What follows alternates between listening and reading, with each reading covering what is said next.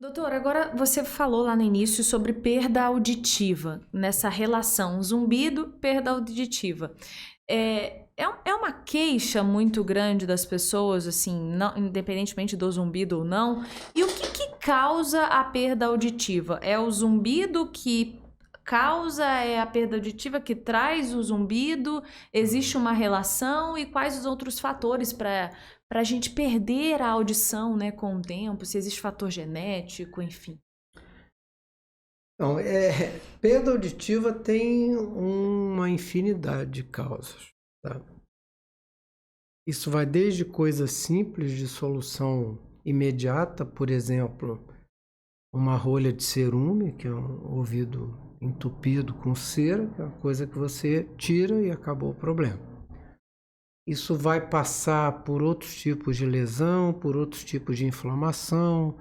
Tem pessoas que têm perfuração de tímpano e o ouvido fica vazando, isso produz uma perda auditiva.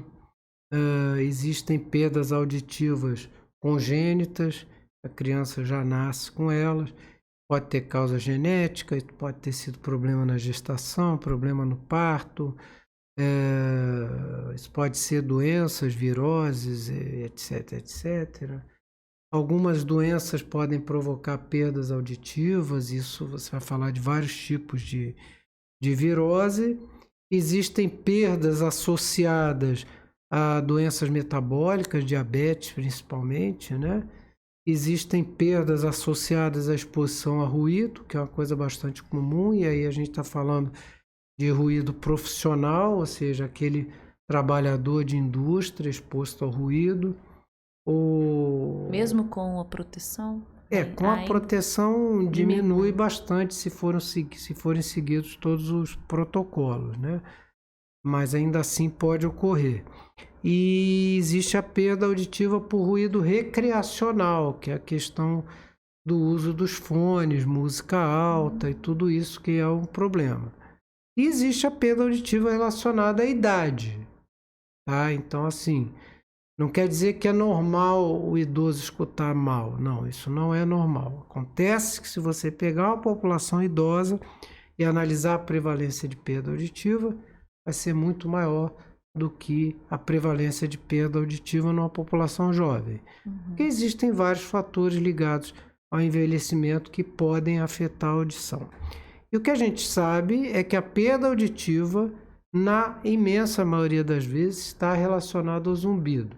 Mas como causa, a questão do zumbido atrapalhar a audição já é uma discussão que você não tem um consenso. Tá? Alguns pacientes dizem que o zumbido interfere com a audição de certos sons, tá? Mas isso não há um consenso se isso realmente ocorre, porque os pacientes com zumbido frequentemente já tinham perda auditiva, né? E aí o zumbido veio depois.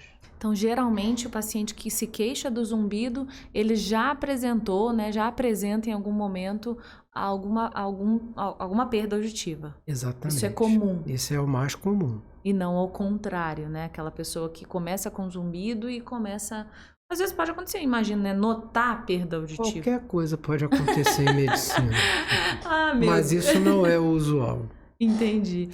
Você falou uma situação lá atrás e reforçou aqui agora essa parte hormonal, inclusive reforçando, né, o trabalho dos endocrinologistas, que às vezes é preciso. E isso tem um efeito tanto no zumbido, quanto na perda, quanto em outros fatores aí, incômodos, sintomas da audição? Sim. A diabetes? Porque o que acontece é que a orelha interna, o ouvido interno, ele é muito sensível a alterações de vascularização e alterações metabólicas. É extremamente sensível. Para você ter uma ideia, existe uma única artéria que vai irrigar a orelha interna. Uma única artéria. Se essa artéria obstruir, não chega sangue lá. Lá também não tem reservas. As reservas que a gente fala é gordura, não tem gordura no ouvido. Então ele não tem de onde tirar. Se houver um comprometimento energético do ouvido interno, ele não tem de onde tirar. Então, nesse caso, distúrbios de metabolismo de açúcar e gorduras, tudo isso pode acabar afetando a função do ouvido interno. E aí leva a uma perda auditiva e, às vezes, leva a zumbido. Então, a gente pode falar que existem diversos fatores de risco para diversas situações relacionadas ao ouvido, entre elas a perda auditiva, o zumbido. Aí falamos dessa parte endócrino, né? Falamos de outras questões.